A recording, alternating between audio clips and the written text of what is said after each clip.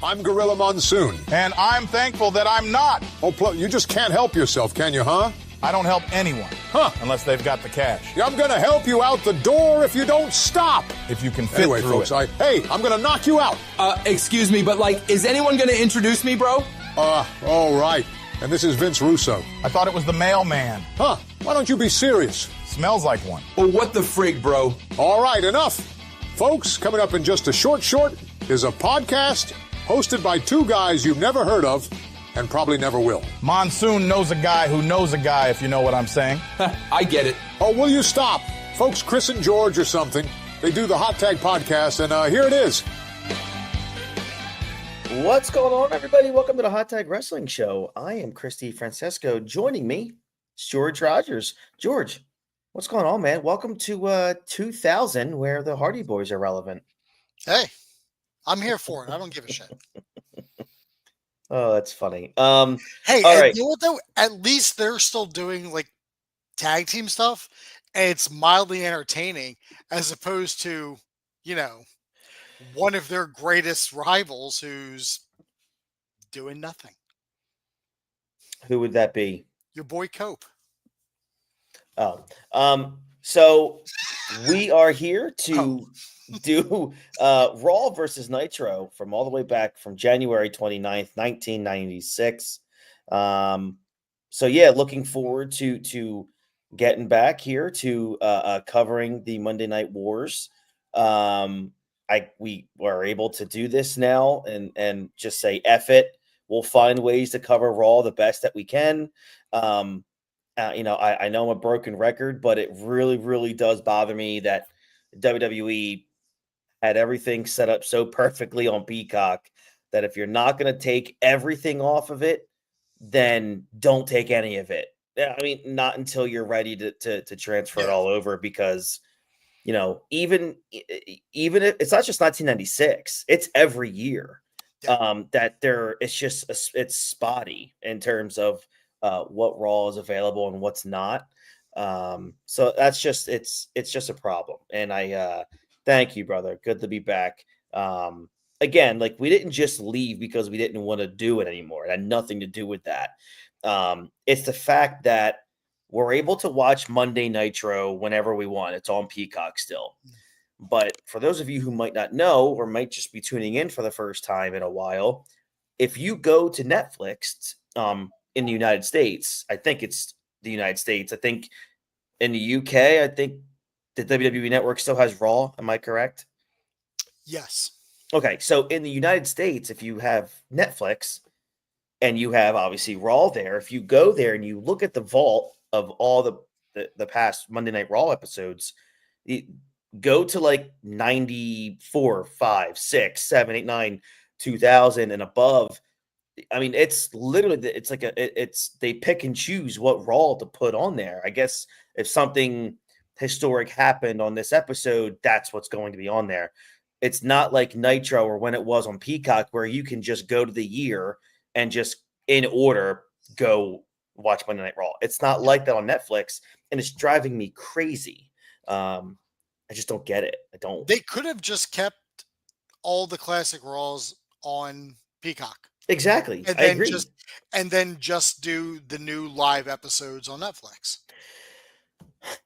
See, how dare you come on here and speak logic? Oh, fucking excuse me. Excuse me. All right, so there was a couple things I did want to talk about real quick. I do want to give a plug to another podcast, to a podcast that's minorly larger than ours. 6 Feet Under, which is the Undertaker's podcast. They're a smidge. I don't know if they have the fan base, Yeah, I don't know I'm not sure. I don't know who that guy is hosting. Mean Mark Callis. The fuck's he ever done? Yeah, who's Mark Calloway or Callaway? Who the hell's that guy? Sounds Eastern European. Huh? Yes. I think my wife, who just did a run in there, thought that I was asking an honest question of who's Mark Calloway. She's yelling Undertaker. She cashed in a Money Bank briefcase and has replaced you as the host. Yep. Congratulations, my love. You're on the next Raw Roulette. Oh man. So If you guys check out that show, you can find it on YouTube, which is the live version in terms of like the in studio, or you could do it on anywhere you listen to podcasts. He's been having some bangers lately. He had Diamond Dallas Page. He just had a great one. Last week he had Jake the Snake Roberts, which was terrific. And like, he mixes in MMA, he mixes in some actors here and there, but his wrestler interviews are awesome. So I definitely recommend everyone go check out 6 Feet Under with The Undertaker. Great podcast. Definitely please go check that out. And a couple other things I kind of want to touch on. George is going to disagree with me, guys. I bet you. So here we go. Here we go, George. This is your time to shine, baby. Don't let me down. Is it just me, George? Yes. Or is it just me? Or since the debut episode of Raw on Netflix, Raw is not good. It's like I feel like it's the same show every week. I feel like it's not flow. It's missing like some flow. Yeah. From like week to week. Like, yeah, we're getting in-ring competition, which is good. It's good. I'm not against it. But I don't know. It feels like there's something kind of missing. I agree. It kind of harkens back to me, and everyone thought that, okay, well, Raw's going to Netflix now, so SmackDown's the B show. And there was a time in that ruthless aggression era where SmackDown was the show to watch. SmackDown was the A show from like 2004 to 2010. Yeah, so I kind of feel like right now that's the case. SmackDown's been very entertaining lately. And I think Raw, and it's crazy because I think Raw has the star power. So I don't know what's going on there. I hope as we get closer to WrestleMania, maybe once March 1st hits and we have the results of what happens in Elimination Chamber, maybe things will really ramp up. But man, I've just been really disappointed. I turn on Raw every Monday on Netflix, and I'm just like, man, by the end of it, I'm thinking, I feel like I've seen a part, like basically the wraparound of this same show last week. That's all. Like there's, like you have, like we all thought Raw was going to be 3 hours on Netflix. It's 2.5. Yeah. Which is actually not all that bad. I like it. I'm okay with it. Because the show doesn't feel like it drags. No. It does do good from start to finish, but like there's a lot of stuff that's going on that I'm not seeing that I would like to see. I don't think Braun Breaker's had a fucking match since Raw went to Netflix. Dude, right? He's the Intercontinental Champion. Why am I not seeing the Intercontinental Champion on a regular basis? Is Vince Vickman in booking? Fuck. The IC title's in the abyss again. It might be Seven Cullivan at this point. Considering the way that shit is booked too. Oh, man. The War Raiders, which thank God they're not the Viking Raiders anymore. They're the World Tag Team Champions. Mm-hmm. I think they had a match like 2 weeks ago. Yeah. But 2 weeks ago. I'm not seeing anything with the World Tag Team titles. I'm not even seeing tag teams on Raw. I'm seeing Judgment Day. I'm seeing War Raiders and the New Day. I'm seeing 3 tag teams on Raw. SmackDown, there are 4 goddamn teams going for those SmackDown tag team titles. Mm-hmm. 5 if you include the fact that the Street Profits just came back. Yep. Mm-hmm. Oof. I just had a thought. You give me heel Bianca with the heel Street Profits? Money. I think that's big money.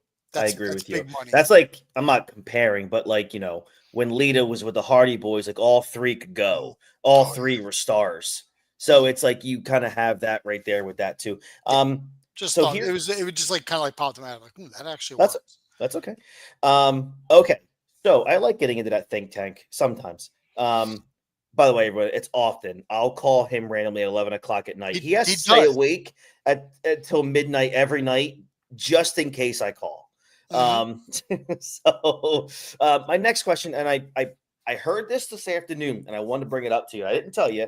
I called you because we're excited that Poker Face Season 2 is coming back in the spring. God, yeah.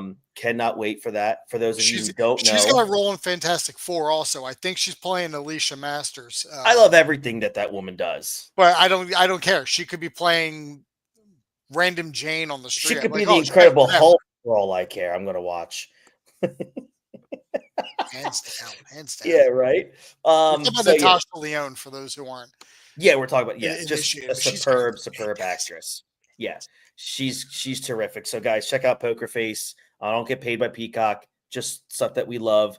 For those of you like me, maybe I'm the only one that looks at it this way. I grew up, like George and I, technically, from what we enjoy, we're like 20 years older than we actually are. Mm-hmm. So I grew up because my dad loves Columbo. I look at Poker Face as like a female modernized version of Columbo, and I love it. So definitely check that out if you guys hear it. But while I was calling George to tell him about that news, I told him I heard something on YouTube. It was a quote. It was a clip. I'm going to find it. I'm going to send it to George after this. Coming from the two smartest wrestling people that we all know. Fucking the giant brain. Like basically the leader from the MCU in wrestling form. Perfect. And that is one Dave Meltzer, Uncle Dave, and Brian Alvarez. And cousin Brian. Yeah, two of the biggest shit stains in the entire wrestling universe. So it's an insult to the real shit stain, Vince Russo. You're right. Russo's on his own pedestal compared to these two idiots.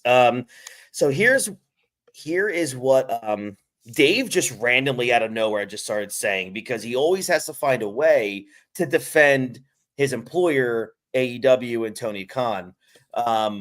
He said, how everyone now I'm paraphrasing, but I will send the clip to George and he will confirm on next week's show that I'm not making it up. I'm just paraphrasing what he said.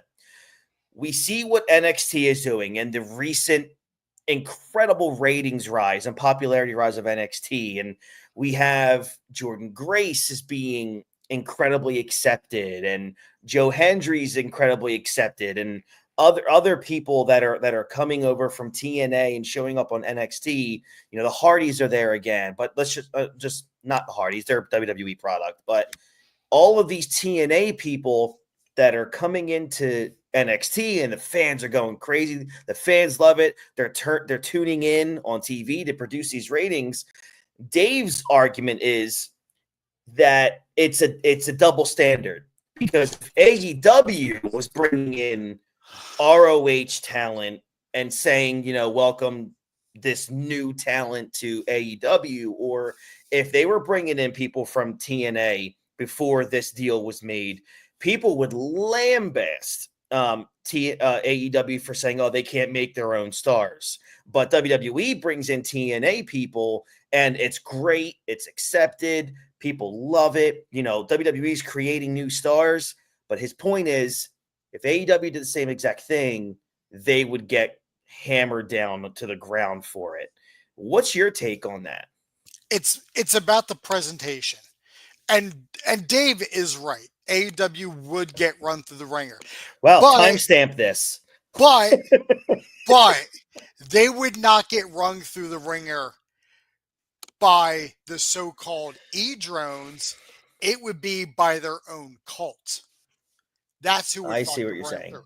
Plus, initially, when they were doing that little partnership they had with TNA, nobody from TNA was going over on AEW. No one. Kenny Omega was going to TNA, right, and winning their fucking titles, yes, and bringing them over to Dynamite, but you weren't getting an actual crossover appeal. Like the TNA World Champion was not showing up on Dynamite unless it was Kenny Omega holding the goddamn belt. Right. Like it's a little bit of like a give and take. Like people who are coming from TNA are going to NXT, they're getting proper exposure. They're not coming over and immediately getting buried by, I don't know, fucking Peter Avalon or some shit.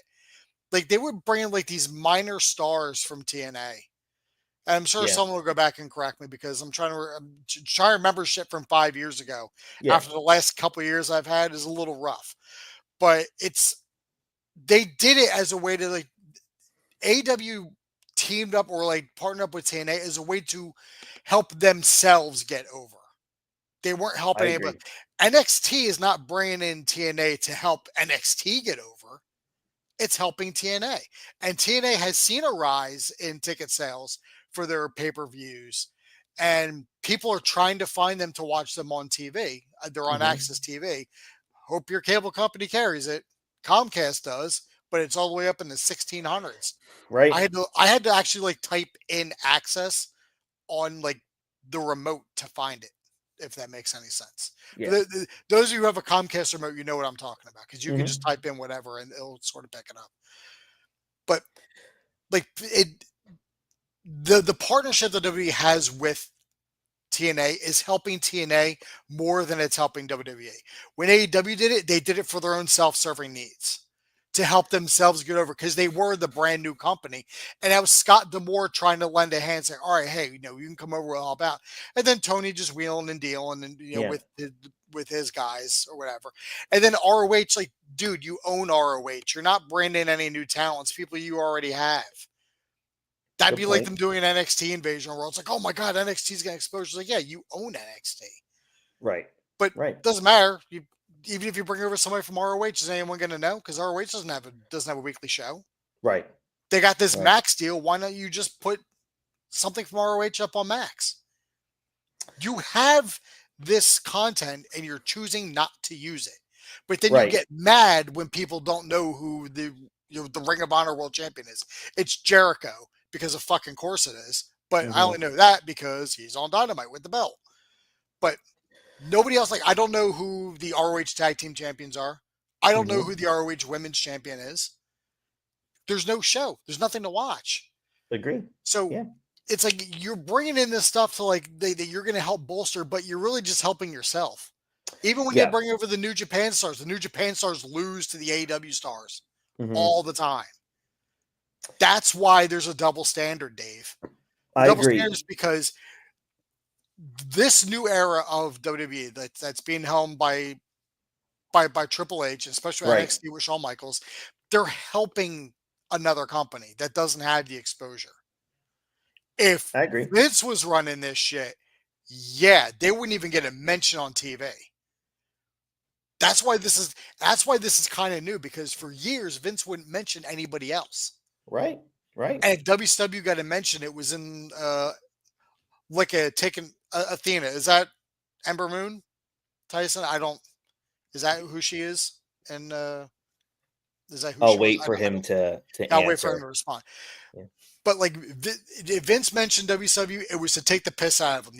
The only company Vince ever really helped was ECW.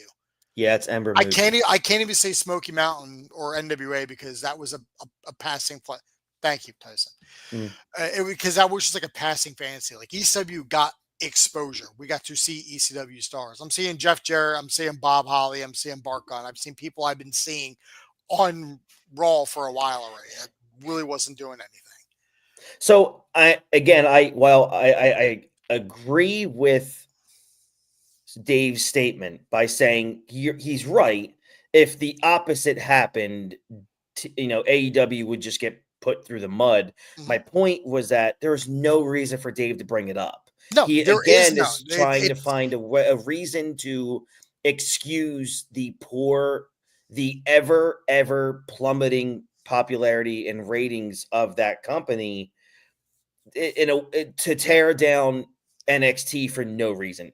They're running a business. He always has to draw a comparison to them for one reason or another. It's like, listen, AEW gets blasted, but it's their own damn fault that they get blasted. Yeah. It ain't the so-called E-drones who are hating on them just to hate. There's legitimate reasons, and they do it to themselves. I agree. Okay, so that was fun. Let's get to the reason we are here, baby. And look, it's not a Monday Night War review without Hulk Hogan versus Ric Flair. So here we are live. It's a main event anywhere, they keep saying, but I'm seeing this match every other fucking week. Well, we're back here to do it again. We are live from the birthplace of the NFL, Canton, Ohio. Or the Your birthplace hosts, of football, as Mongo said. But your hosts are Eric Bischoff, Bobby the Brain Heenan, and the man who was probably there when they invented the NFL in Canton, Ohio, Steve Mongo McMichael. I'm just kidding. I know he's not that old, but to him, he probably was there. And here we are, man. Right off the bat, we get Hulk Hogan versus Ric Flair. I'm gonna say this. This wasn't bad. It went 13 minutes and 40 seconds. They're throwing the big guns out there right off the bat. Hogan comes out, with Deborah, Elizabeth, his wife and woman. Man, it must have been bizarre for Liz to escape the real world for a few years and then get yanked back into this nut house. It's a shame. But, man, I'll tell you, this was not bad. I mean, we go later on, Jimmy Hart is here, obviously, back in the ring. We get the figure 4 on Hulk. Hulk reverses it. He hulks up. He walks into an elbow in the corner, and Flair gets a backdrop suplex. Bischoff notes that Jimmy Hart is like the mean little kid who taunts a gorilla at the zoo. That sounds like a pretty specific childhood memory there, Eric. Hulk makes another comeback and looks to finish with the usual, but it's a horseman run-in. Orange steals Elizabeth's shoe. I mean, we're talking about chaos now. Unbelievable, this man. Flair hits Hogan in the eye with it. Yes, Twice. Hogan jobs to a high heel shoe. I would say that drops him out of contention for the world title. So Savage can probably rest easy now. To their credit, the WWF's, side of the war wasted no time in mocking this mercilessly. But I will say the match did, and I'm going to say this, and I'll always give credit where credit's due. The match was really good when Hogan was selling. When Hogan was selling Flair, I was like, wow, this is a good match. Hogan was selling the knee for a little bit, like the end. I was like, oh, all right, and then immediately stopped. I was like, oh, all right, we're back. Yeah, we're back, pal. Good. We're back. It's the Hogan show. How do you rate this opening? Like, did you? I know it's just Hulk, Flair at this time into early '96, but how did you like it? It wasn't one of those things where Hulk's coming in, he's gonna brother his opponent, he's gonna Hulk up, he's gonna get the big boot, the leg drop, 1, 2, 3, he's out of there on Nitro. He got a little comeuppance here. Little bit, but I know how the rest of the show is going to go. Let's not spoil it for the rest of everyone. I mean, we'll get there. I mean, I guess it was refreshing to see a change, and Flair winning with a usual dirty Flair tactic, which I'm not going to argue because that's what he does. That's what it's what I expect from Ric Flair at this point in time. But what I am going to say is if I've seen one Hogan Flair match, I've seen all of Hogan Flair matches. Absolutely. The only thing that will ever change is the finish. Right. But it'll never be Hogan getting a dirty pin on Flair, though. No. Mm-mm. So, George, next up, it's 1996, and we had the Faces of Fear versus the Road Warriors. Yes, it is. So this was a big pile of shit. What says you? This was fucking awful, is what this was. I mean, big pile of shit. Chris, I've seen bigger piles of shit that were a little more cohesive than what this was. Dude, it was I can't believe that this went 9 minutes. They were because they kept redoing moves that they were fucking up. Oh, so bad. I mean, I know I get it's live television, but just go home at that point. But here's the thing. Live television, I get it. Anything can happen live.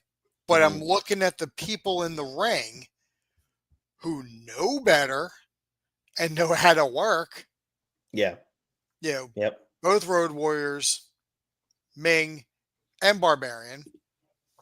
These guys should all know how to work and should know how to work clean. The Road Warriors were awful in They this didn't look good. match. They did not look good. No. I mean, I just in the finish, dude, I saw them blow 3 or 4 spots. Yeah. I mean, there was a point where the Animal catches Ming with a clothesline to a counter, hot tag the Hawk, he cleans house.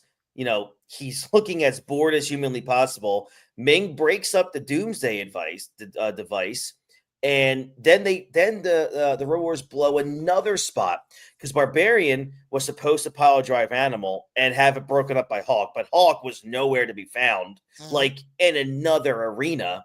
So Barbarian just hits the move, and then they reset and do it again. Hawk, with Hawk actually hitting the flying clothesline this time, and they get the finish. But I'm thinking, God, if Barbarian knows what's going on, we're screwed. But then there was another spot in the match where I think Barbarian came off the second rope, and Animal was supposed to counter into a clothesline, but fell the wrong fucking way.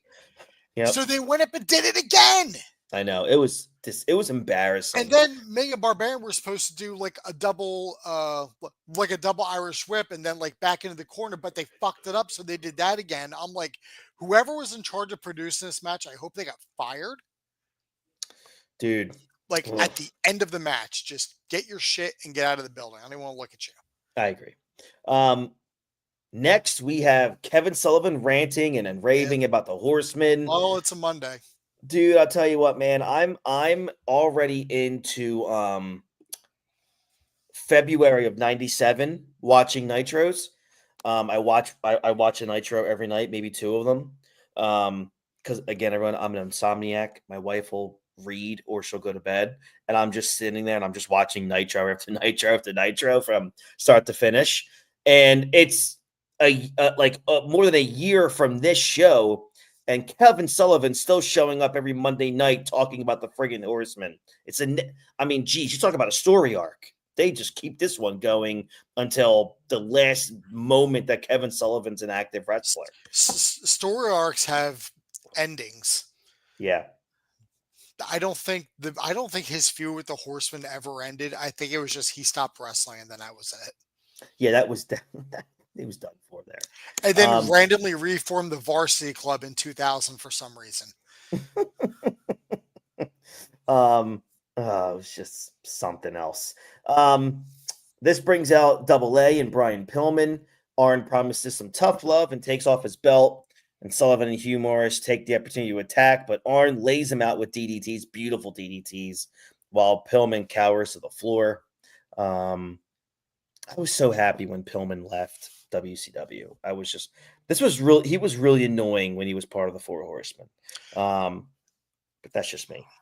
Here's the thing. If this show was being booked by someone with at least a fully functioning brain, what easily could have done is Pillman could have turned face and been one of the hottest faces in the company.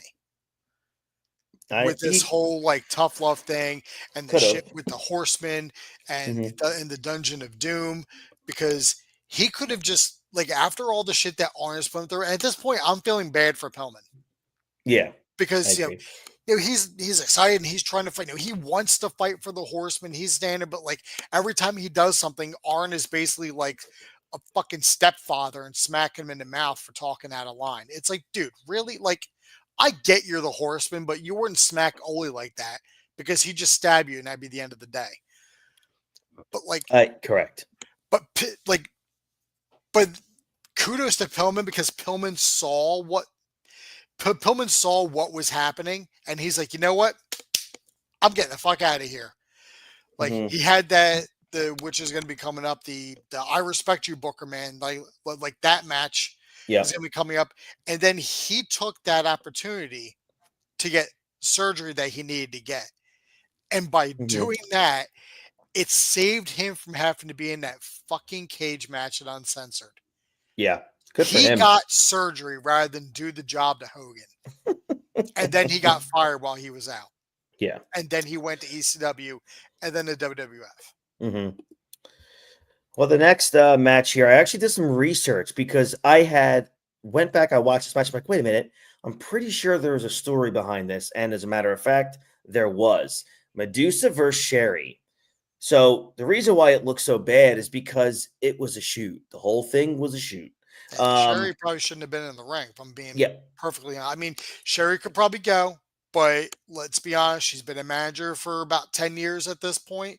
She hasn't really gotten in the ring. She's kind of inexperienced at So this juncture. the reason that this happened was apparently it was a receipt from WCW in a message to Sherry for missing shots recently in Japan, and she showed up completely wasted at an airport a month earlier. So fast forward to here, Sherry's doing an interview at Gene in street clothes. Medusa attacks her to start the match.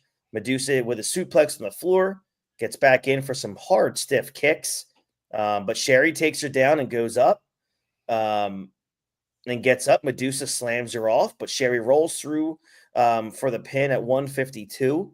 Medusa then lays her out with a German suplex, slaps her around afterwards to continue the stupid wedding angle. There was actually like all kinds of weirdness with this one. Sherry basically refused to do the job, and then Medusa's like knocks her out with these post-match suplex and like shoot suplexes, dude. Like this was getting pretty ugly pretty fast. Like she hit her with that German suplex and knocked her out, and then just continued to like get on her and just keep beating her. I'm like, this is actually kind of uncomfortable to watch. Whether like whatever is going on backstage is like then honestly handle it like fucking adults. I know like, oh no, it's wrestling in the ring. We got to give receipts. That right there is a prime example of why you don't do that. Yeah, that kind of shit doesn't happen today. Sherry could have got legitimately fucking injured from that. Absolutely, yeah. I mean, you're talking about. I mean that some of those Germans, if they were a little bit stiffer, you're talking about a broken neck. I mean she was literally knocked out in the ring. I'm so I was like, I don't think she's selling. Yeah, I don't think so either. All right, let's move on here. Randy Savage versus the Giant. It's not a match. No match here. Savage attacks Giant with the big belt right away and immediately gets thrown out. So Ric Flair runs out. We get a beatdown here. Finally, months later, Hogan makes the save with a chair, but the dungeon overwhelms the Mega Powers, and Flair heads back to the desk to cut an awesome ranting promo on Savage to finish the show. I actually enjoyed that ending. What says you? Hey, you know what? It's always great to see the world champion Randy Savage looking fucking strong. Oh, wait. Wait a minute. See what happened was my mistake. Randy Savage looking good while holding that belt. That doesn't work for me, brother. Fucking unfucking believable. And I'm sitting there, and before I started playing, I looked at the results just to see if I was like, because I wasn't 100% sure if I had watched this one because I didn't know if I started it before we were on like our little hiatus. And it turns out I didn't, but I'm still looking. I was like, Randy Savage losing, but I was like, fuck, he's the champion. Of course, he's gonna look fucking weak. Yeah, he's gonna look bad. So like, whatever your fucking issue is, Hulkster, can you put it behind you at this point? I mean, I know he's not gonna. I know how the end game of this is gonna go, but Jesus Christ, it's getting embarrassing to watch. I agree. I will say, this was a pretty angle heavy Nitro, not much for wrestling. But I will say, God, this was still much more interesting than most of what Raw's pumping out at this point. But like you said, the main event of Nitro was Medusa versus Sherry. I just want you to know that. From a wrestling standpoint, yes, that was the main event. But man, this Hogan stuff, it's hard for people to remember. We're talking 29 years ago that this show aired.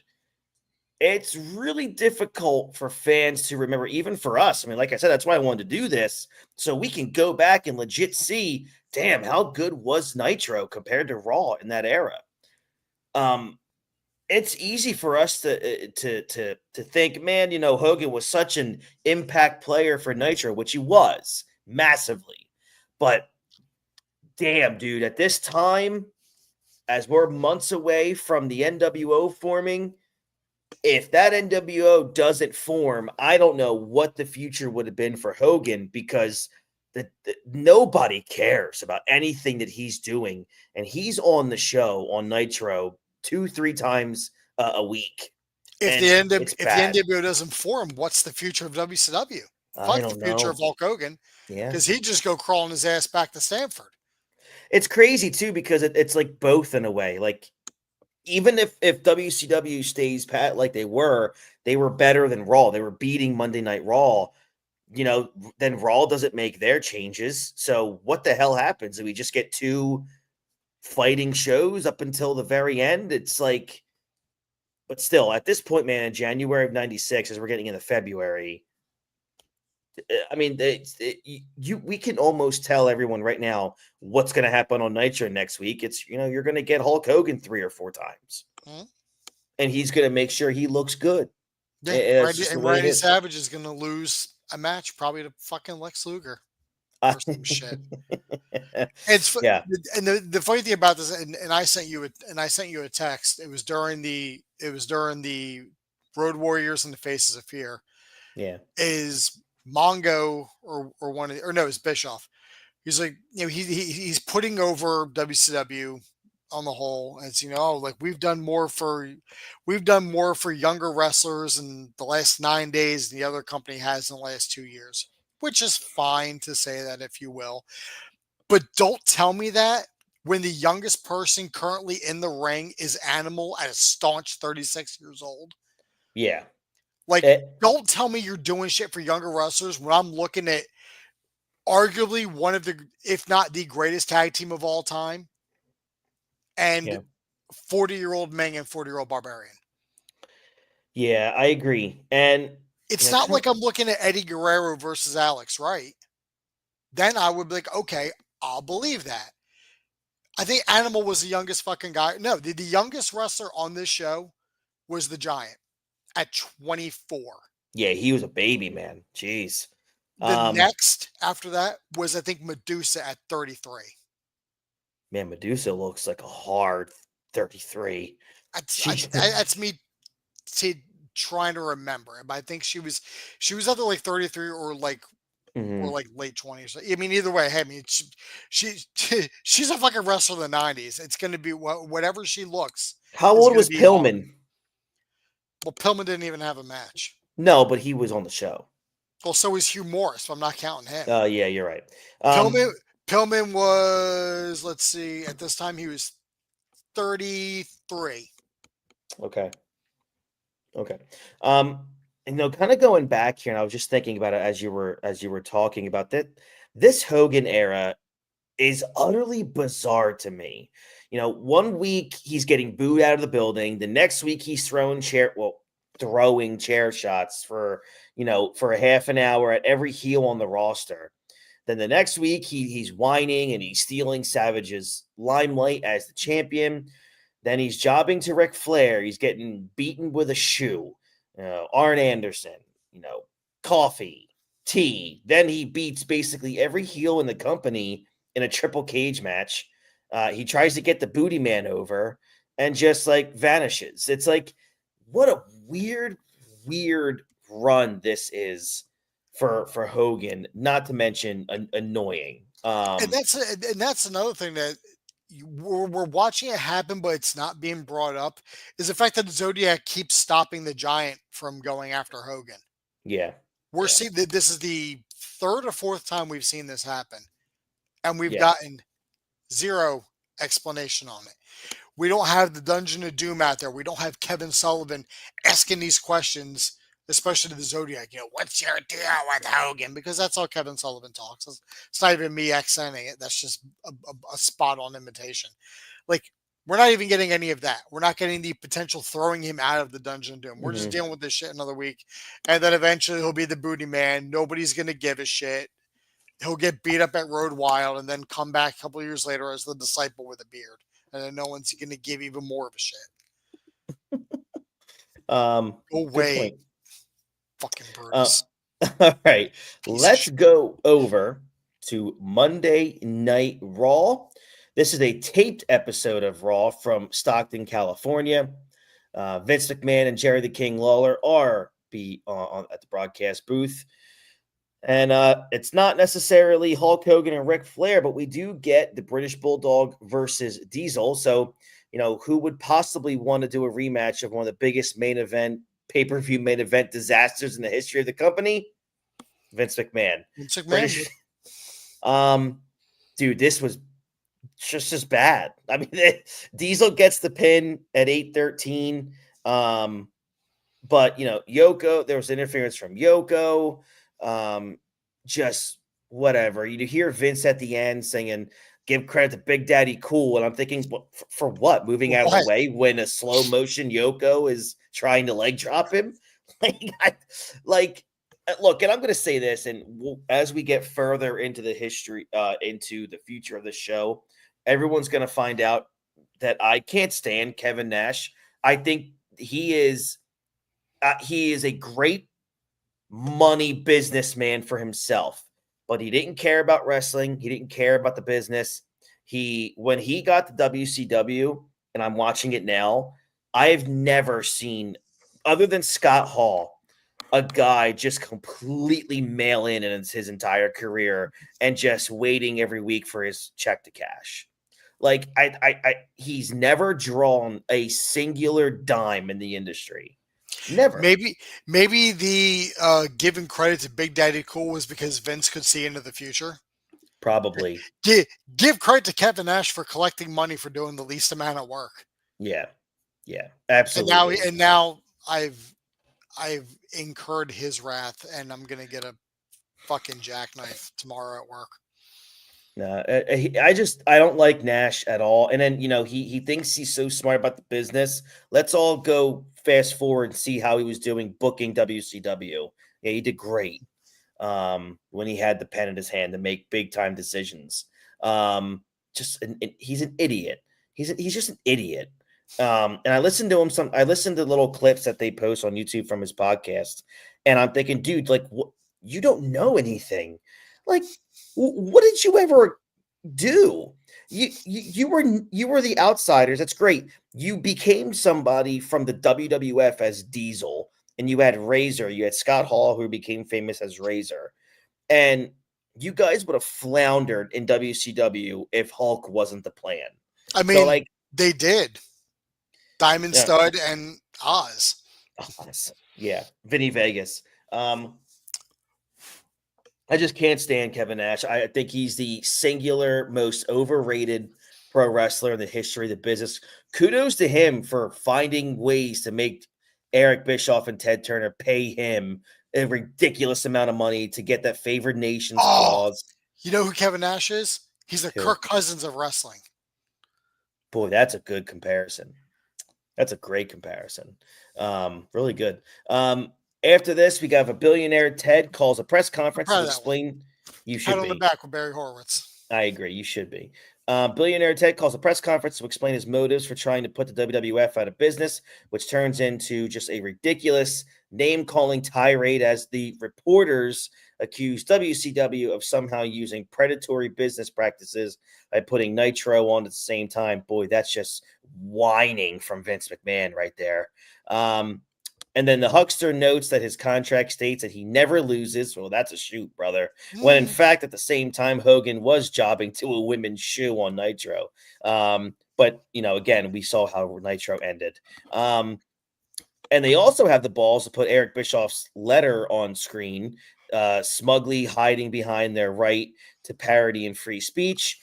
And it would get just worse from there. But, dude, like, how bad does WWE look with these billionaire Ted just whining segments, bro? Thanks for the bro reference, Vince. Correct. Must Thank be you. something. Must be something with you Italians.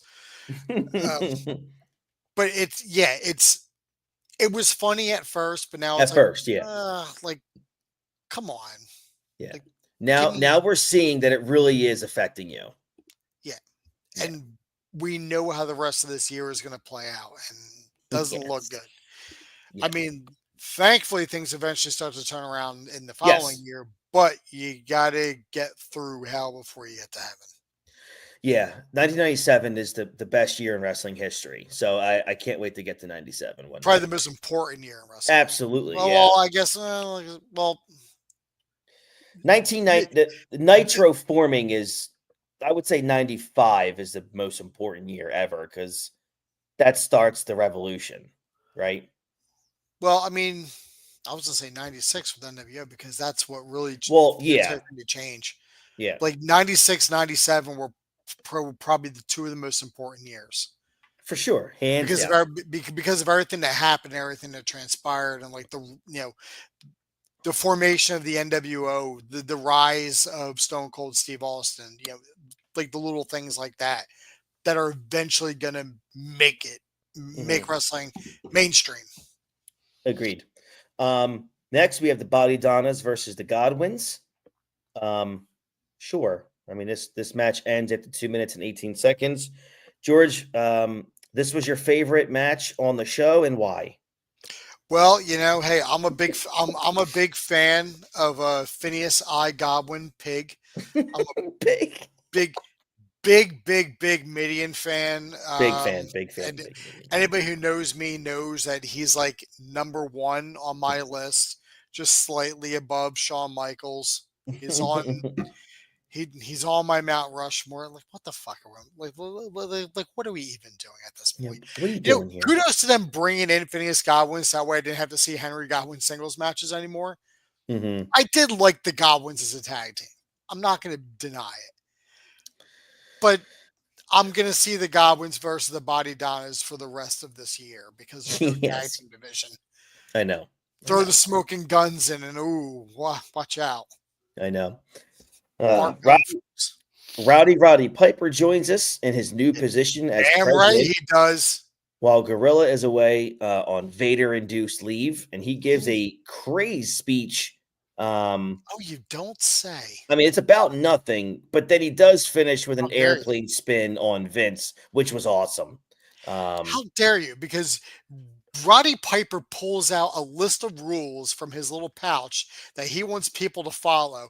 And then Vince goes, "Wait a minute, you've never followed the rules a day in your life." And he goes, "Yeah, you've got a point," and then puts them away.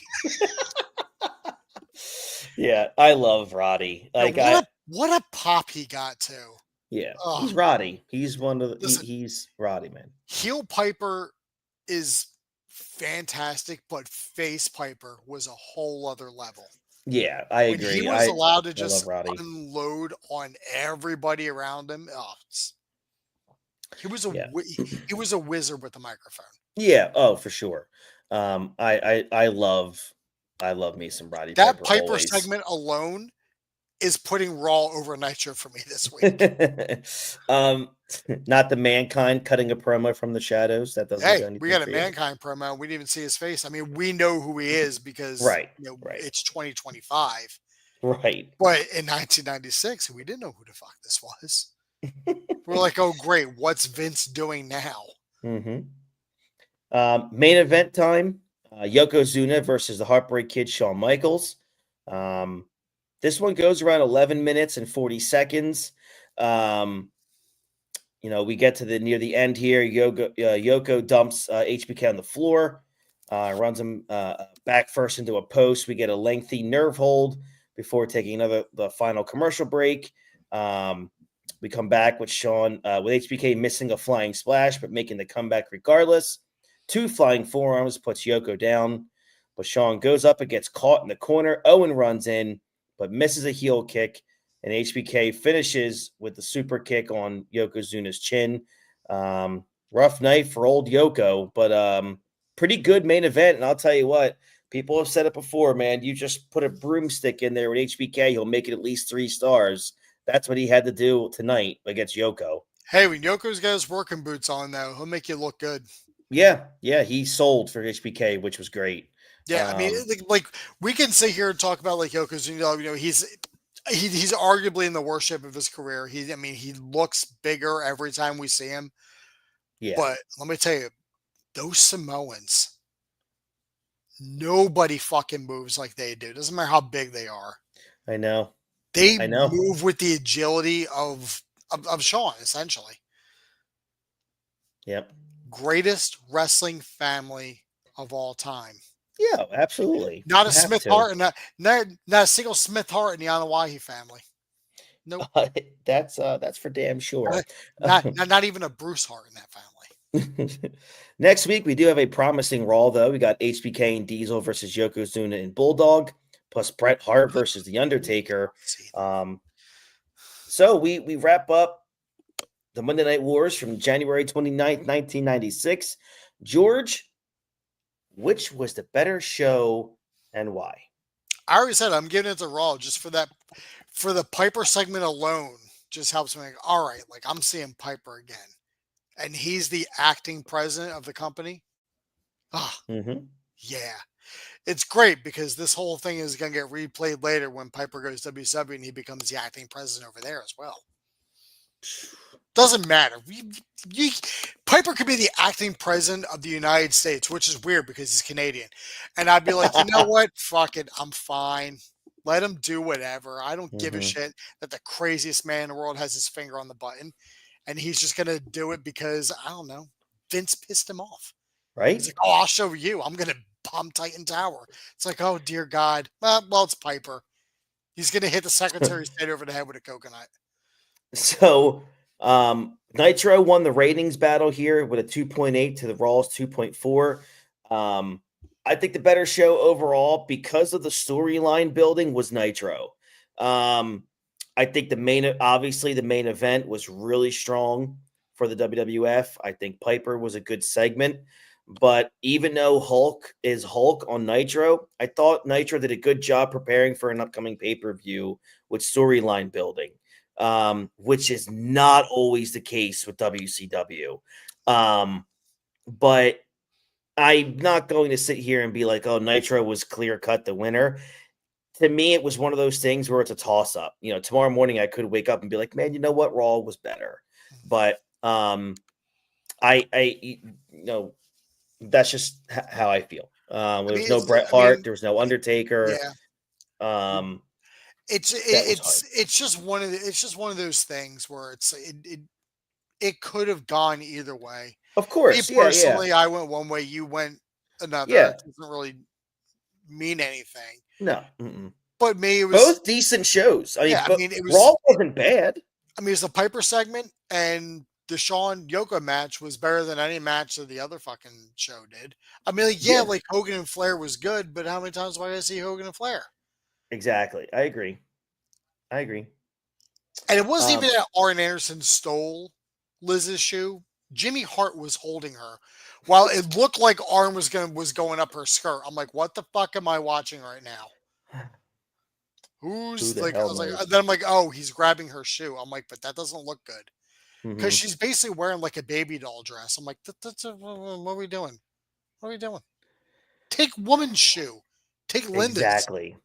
Now he should take Linda's shoe. Then Linda's shoe that blinded Hulk. It's like, now this is why they got divorced 20 years later. How dare you? Excuse me. I forgot how solid that marriage was. All right. After this, we'll be back here next week. We're in February. We'll touch on the Monday Night Wars from February 5th, 1996. Nitro also won, but not by much. This was just a 2.9 to a 2.7 next week. So interested in seeing what both shows bring, and then we'll be here to decide which one was better. Christopher, before we roll out of here, I need to ask you. I know we talk about it often and how we're just kind of tired of seeing Dwayne at this point. Yeah. But last Friday, we did have Dwayne come out and he's telling Cody, I want you to be my champion. I want your soul. What is your take on this? I have a theory that I'm sure will get laughed at, but to me, it makes sense down the line.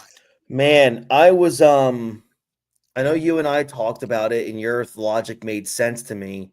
And now I'm starting to think, well, okay, so the plan I feel like is no matter what, Cena or Cody Rhodes are going to be a heel soon. It's going to be one of them. I'm assuming, my assumption is based off of Cena winning the Elimination Chamber and going on to main event Mania against Cody. I I mean, look, I think what you're setting up is where it should go. If you're going to turn Cody, you're going to have a new version of the corporation. And, does that mean, or maybe in his last run, Cena becomes the winner thanks to the help from The Rock, and Cena becomes the ultimate, like he's always been, the ultimate company man. So does he become the corporate champion? I don't know, dude. Like I mean, we're gonna have to. I think we'll know probably exactly where it's going at Elimination Chamber with Rock there. So we'll see what goes on there. But man, I really don't know where this is going. What's your idea here? This came to me today while I was at work because I started thinking about everything, and it's like Rock wanting Cody to be his champion, like his corporate champion. And then I started thinking about all the times we've had a corporate champion. Obviously we had, yes, he is.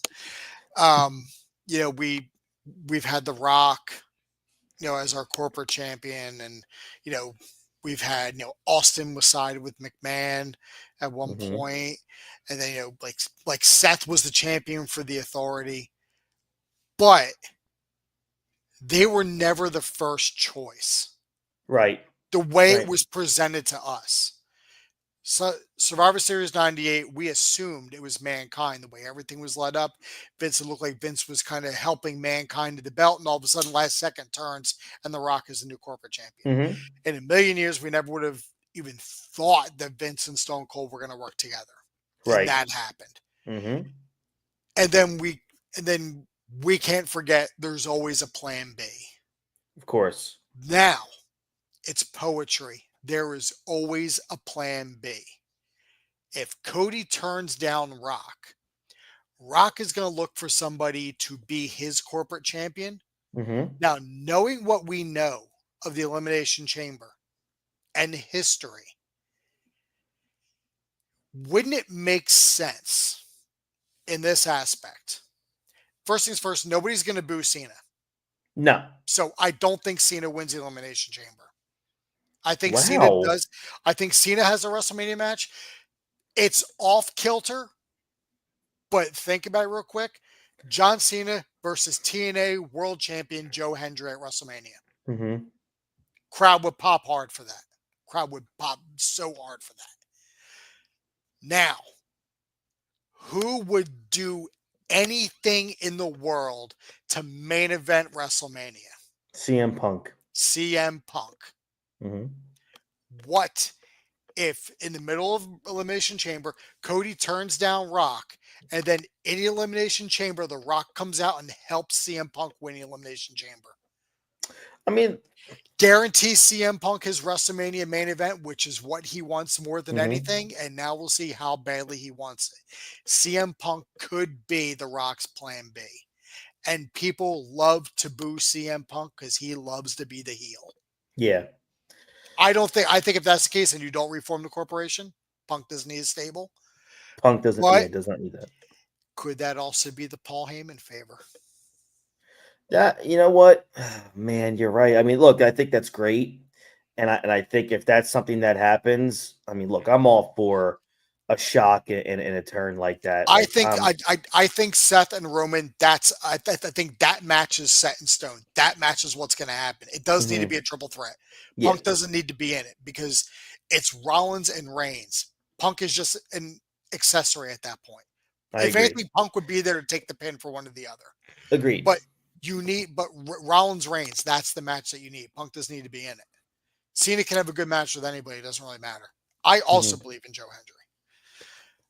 But I was thinking about today, I'm like, holy shit. I was like, that kind of makes sense. I could see that happening. Mm-hmm. Just because I thought about it, I think you're right. Like there's always a plan B. Always. It's poetry. It always comes back around. Yeah, I mean, we'll see. I mean, we'll see what Dwayne's thinking. I mean, that could be. I mean, if that's where it's going, because I mean, even his post Raw SmackDown press conference thing that they held, it just sounds like he's all in on doing something with Cody Rhodes. Obviously, he's a master storyteller, so they could just be a red herring. I mean, and if Cody does agree with Rock, how do you build him up as a heel in the next month? You don't. You can't. You can't build him up as a heel month if he's not facing anybody. Yeah, I know. That's the problem. Is what do you do? Maybe that culminates at the end of Mania. You get like a Rock. Maybe Rock helps Cena win, so you have a Rock Cena moment, like a Vince Austin moment type thing. Like you said, maybe that's who knows. Man, it's going to be interesting. I'm excited to see where this is going into Elimination Chamber because I think that's where I think a lot of questions will be answered. Right. So yeah, looking forward to that. We'll be here next week for February 5th of 1996 of the Monday Night Wars. George, thank you very much, man. I think, our show will be the precursor to the Elimination Chamber, right? Mm-hmm. No, Chamber's on Saturday. Chamber's on Saturday. So we're after that. Awesome. Okay. Looking forward to that. So we'll learn everything on Saturday. All right, cool. For George Rogers, I am Chris T. Francesco. Thank you for tuning in to the Hot Tag Wrestling Show, and we'll talk to you guys down the road. Enjoy the Elimination Chamber as we are deep in the WrestleMania season. So this should start getting, in the words of Jim Ross, business is about to pick up. Looking forward to it. Have a good one, everybody. We'll catch you down the road. Bye-bye.